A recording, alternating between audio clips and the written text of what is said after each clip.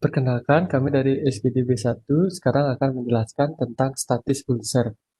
Pertama-tama backgroundnya, status ulcer biasa terjadi pada anggota ekstremitas bagian bawah.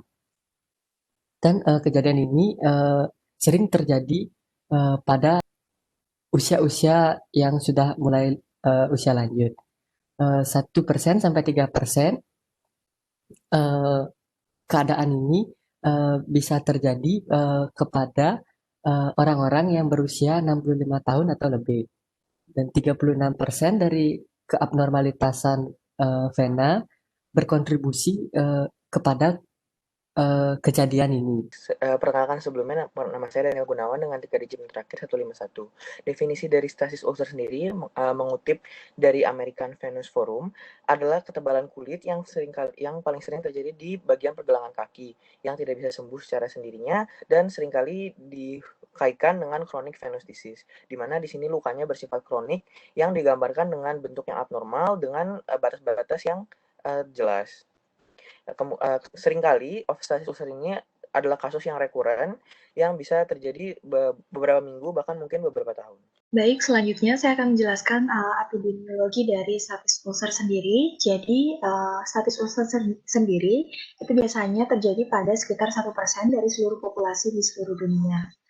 Dan apabila dilihat dari angka ini, status ulcer ini termasuk penyakit yang jarang dan biasanya lebih banyak terjadi pada wanita dibandingkan pada pria. Dan faktor risikonya akan meningkat pada orang-orang yang berusia di atas 50 tahun. Hal ini dikarenakan karena proses dari penuaan dan juga proses dari penyembuhan dari luka itu sendiri terjadi lebih lama dibandingkan pada usia-usia yang lebih muda. Baik, selanjutnya itu ada etiologi dan risk factor. Etiologi dari status ulcer itu sendiri yaitu adalah high blood pressure yang datang ke arah vein dari kaki bagian bawah. Disebabkan karena vein valve yang melemah dan juga trauma menyebabkan darah mengumpul di bagian kaki, menyebabkan tingginya tekanan pada daerah kaki. Selanjutnya, oksigen dan nutrien itu tidak bisa ke arah tisu dan akhirnya menyebabkan kematian dari sel kaki tersebut dan juga menyebabkan kerusakan pada tisu-tisu di sekitarnya. Risk faktornya itu adalah old age, female, tinggi, obesitas, trauma, imobilitas disebabkan karena duduk atau berdiri terlalu lama, sejarah keluarga, venous insufficiency, ada juga histori dari deep vein thrombosis, phlebitis, dan juga faktor 5 Leiden mutation. Selanjutnya adalah patofisiologi. Dan untuk patofisiologi sendiri, di sini ada 5 teori yang sebenarnya saling berkaitan ya. Jadi yang pertama itu adalah venous hypertension, sesuai dengan namanya. Jadi di sini ada peningkatan dari venous tekanan di venusnya sehingga menyebabkan venous ulcer. Nah, selain itu di sini ada fibrin cuff theory juga yang dimana dengan adanya fibrin yang ada di kapiler secara terus-menerus akan meningkatkan dari intravascular pressure yang dimana ini dapat menurunkan permeability dari oksigen ke dalam jaringan sehingga terjadi hipoksia yang mengarah ke venous hypertension. Yang selanjutnya ini sebenarnya ada 3 hal yang saling berkaitan, yaitu berkaitan dengan inflamasi ya, yang merupakan sebenarnya fundamental dari proses patofisiologi dari venous ulcer sendiri. Yang pertama itu ada inflammatory trap, dysregulation cytokine, dan juga di sini ada miscellaneous, yang dimana terdapat faktor-faktor lain yang dapat menyebabkan dari venous ulcer ini itu sendiri gitu. Di sini dapat dilihat dari gambarannya ya. Jadi di sini merupakan skematik dari terjadinya venous ulcer. Dapat dilihat bahwa banyak komponen yang saling berinteraksi yang menyebabkan terjadinya venous ulcer. Yang pertama dapat dilihat bahwa adanya leukocyte, kemudian ada sitokin, dan juga ada matriks metaloproteinase yang dimana akan menyebabkan venous ulcer atau stasis ulcer di akhir dari proses tersebut. Baik, jadi masuk kepada anamnesis. Anamnesis ini digunakan untuk mencari tahu mengenai kaitan daripada penyakit sini terhadap suatu chronic venous disease. Jadi adapun di sini untuk anamnesis dibagi menjadi 2. Yang pertama ada secret 7 dan juga basic 4. Pada secret 7 di sini untuk yang pertama ditanyakan mengenai lokasi, maka akan didapatkan untuk lokasi daripada stasis ulcer kebanyakan adalah pada area bone bulge atau pada letakkan penonjolan daripada tulang. Utamanya di sini adalah pada malleolus. Kemudian ada juga untuk area-area yang terdampak pada hipertensi vena. Kemudian ada pula untuk onsetnya, sering ditemukan untuk penyakitnya pada perempuan utamanya dengan usia lebih dari 55 tahun. Kemudian apabila ditemukan pada lesi yang telah menetap selama kurang lebih 3 bulan, maka di sini prognosisnya akan menjadi lebih buruk. Kemudian untuk kualitasnya sendiri di sini pasien sering mengeluh mengalami adanya kram, kemudian adanya kaki yang membengkak dengan rasa kaki yang terbeban, kemudian adanya pruritus, kemudian adanya juga rasa seperti tertusuk atau parestesia di sekitar dari lesinya. Kemudian untuk kuantitasnya di sini pada kakinya sering akan mengalami fluktuasi, ada rasa nyerinya. Kemudian di sini biasanya diakibatkan oleh karena adanya suatu modifying factor yang nanti akan saya jelaskan. Kemudian untuk kronologi di sini, utamanya dari perkembangan lesi di sini dapat terjadi akibat chronic inflammatory atau juga dapat terjadi karena akibat penggarukan. Kemudian untuk modifying factor di sini jadi diperparah dengan limb inactivity atau pada penyakit-penyakit yang menyebabkan inactivity seperti contohnya adalah stroke. Kemudian dapat menjadi baik apabila kaki akan diangkat atau limb elevation. Kemudian untuk keluhan-keluhan lain yang dapat diderita oleh pasien, yang pertama ada edema, kemudian ada varikos, kemudian ada eksem, kemudian ada selulitis. Kemudian untuk pas histori pada pasien sendiri dalam mengalami lesi ini, sering pasien menderita suatu venous hypertension, atau bila pasien dapat juga menderita suatu DVT atau deep vein thromboembolism. Kemudian ada juga pasien dapat mengalami obesitas. Kemudian ada pun pasien dapat mengalami penyakit yang menyebabkan imobilitas, seperti contohnya ada stroke. Kemudian untuk histori daripada family di sini sering ditemukan dari penyakit pasien, untuk penyakit keluarga pasien adalah chronic venous disease seperti venous hypertension dan juga venous ulcer. Kemudian untuk social history di sini sering tidak ada relasi. Jadi sekarang aku bakalan ngelanjutin tentang pemeriksaan fisiknya. Jadi biasanya pada pasien status ulcer bisa kita lihat bentuk lesinya itu irregular, ulkusnya dan juga dangkal. Kemudian biasanya pasien akan merasakan nyeri yang luar biasa hebat apabila ulkusnya ini lokasinya itu ada di atas dari penonjolan tulang-tulang, contohnya di area malleolus. Kemudian dari lukanya itu kita bisa menemukan adanya jaringan bergranulasi dan juga fibrin yang terbentuk di dasar dari ulkus tersebut. Mengalami edema, dan kemudian pasien juga bisa mengalami varicose vein atau pelebaran pembuluh darah vena di area kaki, yang kemudian nanti akan berlanjut ke arah venous dermatitis, di mana jadinya inflamasi akibat penumpukan cairan dari varicose vein itu sendiri. Kemudian pasien juga bisa mengalami lipodermatosklerosis, yaitu adalah suatu inflamasi juga yang terjadinya di area kulit di bawah di area jaringan lemak yang berada di bawah kulit. Kemudian untuk supporting examination-nya kita bisa lakukan untuk diagnosis lainnya, antara lain kita bisa lakukan ankle brachial index, bisa color duplex ultrasonography, plethysmography, dan juga venografi. Next.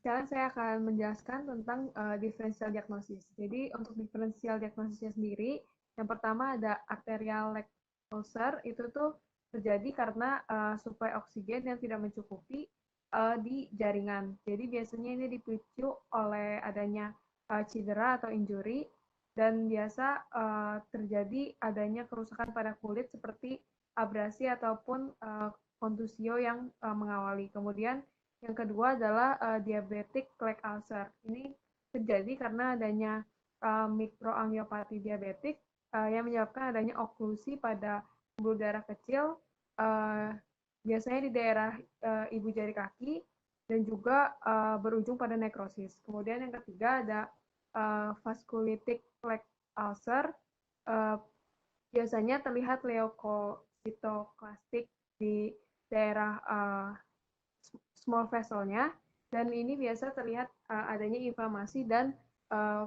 purpura yang bisa teraba. Kemudian untuk DD yang keempat adalah ulcerating neoplasm. Ini ada keganasan di mana ulkusnya itu biasa lebih dalam dan bisa mengarah ke tulangnya itu sendiri. Di sini saya akan menjelaskan manajemen untuk status ulcer. Jadi tujuan manajemennya itu untuk memperbaiki aliran balik vena dan juga untuk mengurangi edema atau pembengkakan. Jadi penanganan paling awal yang akan kita berikan adalah irigasi. Irigasi ini untuk membersihkan ulkusnya, kemudian dilakukan dressing.